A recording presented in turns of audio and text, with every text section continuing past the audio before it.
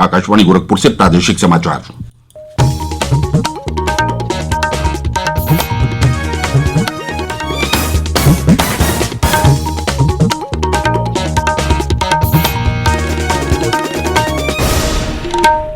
नमस्कार, समाचार बुलेटिन के साथ मैं प्रमोद कुमार सिंह। पहले मुख्य समाचार। प्रधानमंत्री नरेंद्र मोदी ने कहा, भारत को सुधार के साथ बहुपक्षवाद के लिए एससीओ से पूरे समर्थन की उम्मीद। क्षेत्रीय शांति और आतंकवाद से एकजुट होकर लड़ने की दोहराई भारत की प्रतिबद्धता। विधानसभा उपचुनाव में सत्तारूढ़ भाजपा ने 7 में से 6 सीटें जीती, समाजवादी पार्टी को मिली 1 सीट। मुख्यमंत्री योगी आदित्यनाथ ने पराली को न जलाने के बारे में किसानों को लगातार जागरूक करने के लिए प्रशासन को दिए निर्देश। और अयोध्या में दीपोत्सव 2020 के आयोजन की तैयारियां जोरों पर। मिशन शक्ति अभियान पर होंगी विभिन्न सांस्कृतिक प्रस्तुतियां।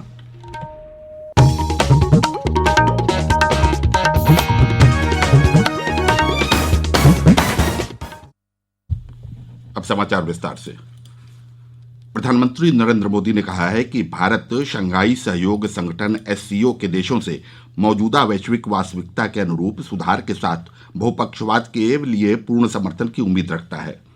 एससीओ सदस्य देशों के राष्ट्राध्यक्षों की 20वीं शिखर बैठक में कल वीडियो कॉन्फ्रेंसिंग के जरिए उन्होंने कहा कि संयुक्त राष्ट्र की स्थापना के 75 वर्ष पूरा होने के बावजूद उसके मुख्य लक्ष्य अब भी अधूरे हैं। प्रधानमंत्री ने कहा कि कोविड का मुकाबला कर रहा विश्व संयुक्त राष्ट्र की प्रणाली में पूर्ण परिवर्तन चाहता है। महामारी की आर्थिक और सामाजिक पीड़ा से जूझ रहे विश्व की अपेक्षा है ये यूएन की व्यवस्था में आमूल चूल परिवर्तन आए। हमारे यहाँ शास्त्रों में कहा गया है, परिवर्तनमेव स्थिरमस्ति, परिवर्तन ही एकमात्र स्थिरता है।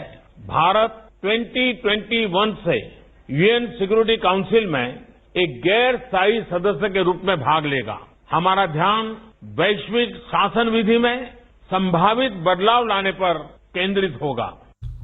प्रधानमंत्री ने कहा कि भारत हमेशा से एससीओ चार्टर में उल्लिखित सिद्धांतों के प्रति समर्पित रहा है।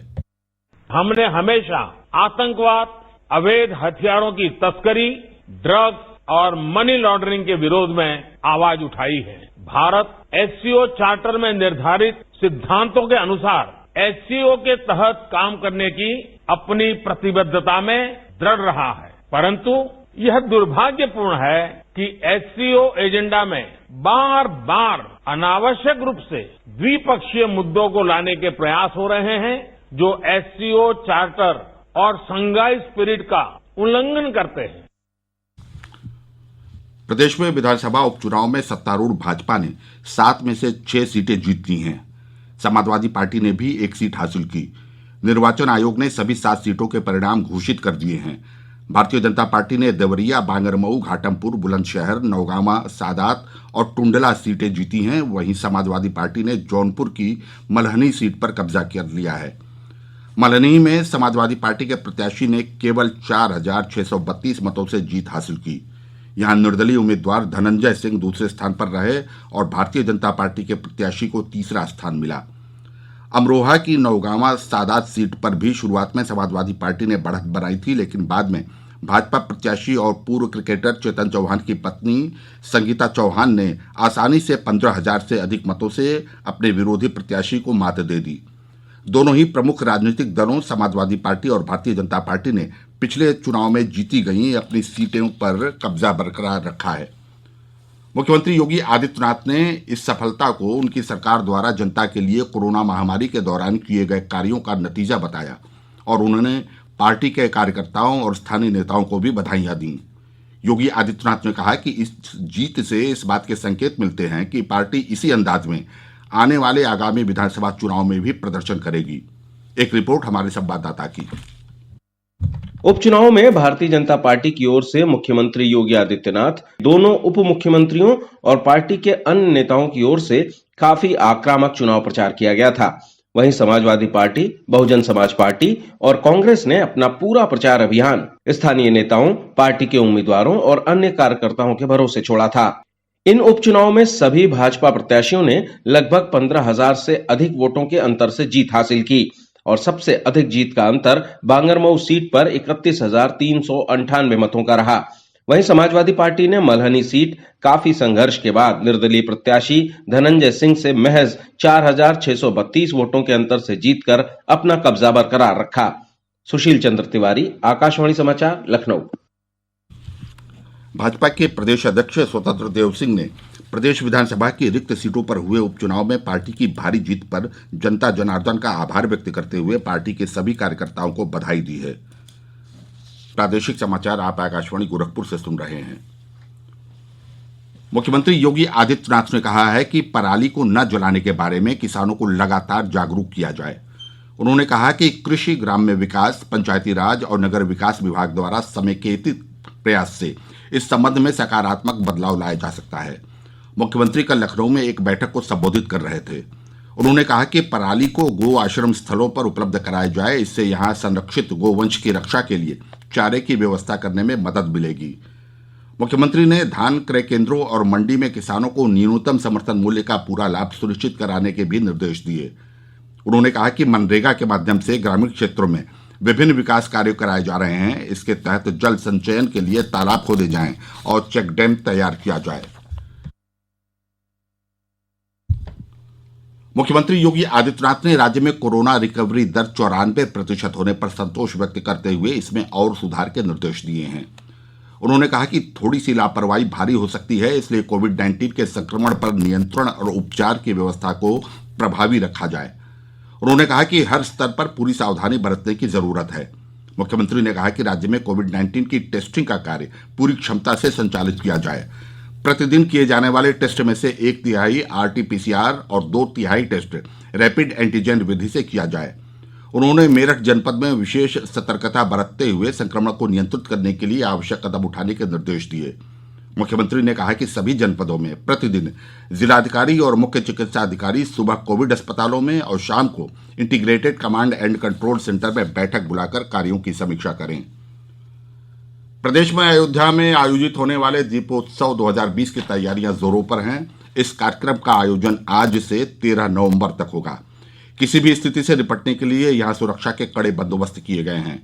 कोविड-19 और सुरक्षा को देखते हुए आज से यहां बाहरी लोगों के प्रवेश को प्रतिबंधित कर दिया गया है। मुख्यमंत्री योगी आदित्यनाथ द्वारा इस अवसर पर आकर्षक सांस्कृतिक कार्यक्रमों की प्रस्तुति के लिए दिए गए निर्देशों के क्रम में संस्कृति विभाग द्वारा विशेष प्रयास किए जा रहे हैं। सरकारी प्रवक्ता ने बताया है कि दीपोत्सव के दौरान राज्य में संचालित मिशन शक्ति अभियान को देखते हुए मातृशक्ति को समर्पित सांस्कृतिक कार्यक्रमों का भी आयोजन किया जाएगा। आयोजनों के दौरान कोविड-19 के प्रोटोकॉल तथा सोशल डिस्टेंसिंग का पूरा पालन करने के निर्देश दिए गए हैं। प्रवक्ता ने बताया कि मुख्य मंच पर छत्तीसगढ़ की महिला कलाकारों द्वारा अभिनीत रामलीला का मंचन होगा। लखनऊ की ऐशबाग रामलीला में कंबन ऋषि की रामायण का शबरी प्रसंग मंचित किया जाएगा। इस अवसर पर भगवान श्री राम के प्रसंगों पर आधारित कविता पाठ का भी आयोजन किया जाएगा। राष्ट्रीय हरित अधिकरण NGT ने राष्ट्रीय राजधानी क्षेत्र दिल्ली में 30 नवंबर तक पटाखों की बिक्री और जलाने पर पूरी तरह प्रतिबंध लगा दिया है। अधिकरण के अध्यक्ष आदर्श कुमार गोयल की अध्यक्षता वाली पीठ ने कहा कि यह प्रतिबंध उन सभी शहरों और कस्बों में लागू होगा जहां वायु की गुणवत्ता बेहद खराब श्रेणी में है। हालांकि NGT ने उन शहरों और कस्बों में पर्यावरण अनुकूल पटाखों की बिक्री और जलाने की अनुमति दी है जहां वायु की गुणवत्ता मध्यम या उससे निचले दर्जे की है। प्रदेश सरकार ने आतिशबाजी की बिक्री और प्रयोग के संबंध में माननीय राष्ट्रीय हरित प्राधिकरण न्यायालय द्वारा पारित आदेशों के क्रम में विस्तृत दिशा निर्देश जारी कर दिए हैं। इस बारे में सभी मंडलायुक्त, जिलाधिकारी और मंडलीय तथा जनपद स्तरीय पुलिस अधिकारियों को इन दिशा निर्देशों का कड़ाई से अनुपालन सुनिश्चित करने के निर्देश दिए हैं। मुख्य सचिव राजेंद्र तिवारी ने बताया कि NGT न्यायालय द्वारा प्रदेश के मुजफ्फरनगर, आगरा, वाराणसी, मेरठ, हापुड़, गाजियाबाद, कानपुर, लखनऊ, मुरादाबाद, गौतम बुद्ध नगर, बागपत और बुलंदशहर जनपदों में एयर क्वालिटी इंडेक्स AQI की स्थिति खराब होने के चलते इन जनपदों में आतिशबाजी की बिक्री और प्रयोग पर न्यायालय द्वारा दिए गए आदेशों का कड़ाई से अनुपालन करने के निर्देश दिए गए हैं। और अंत में बुलेटिन के मुख्य समाचार एक बार फिर। प्रधानमंत्री नरेंद्र मोदी ने कहा, भारत को सुधार के साथ बहुपक्षवाद के लिए SCO से पूरे समर्थन की उम्मीद। क्षेत्रीय शांति और आतंकवाद से एकजुट होकर लड़ने की दोहराई भारत की प्रतिबद्धता।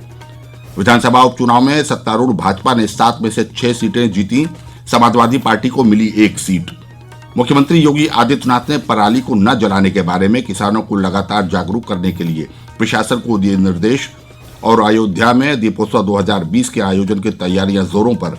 मिशन शक्ति अभियान पर होंगी विभिन्न सांस्कृतिक प्रस्तुतियां। इसके साथ ही आकाशवाणी गोरखपुर से प्रसारित प्रादेशिक समाचारों का बुलेटिन समाप्त हुआ। नमस्कार।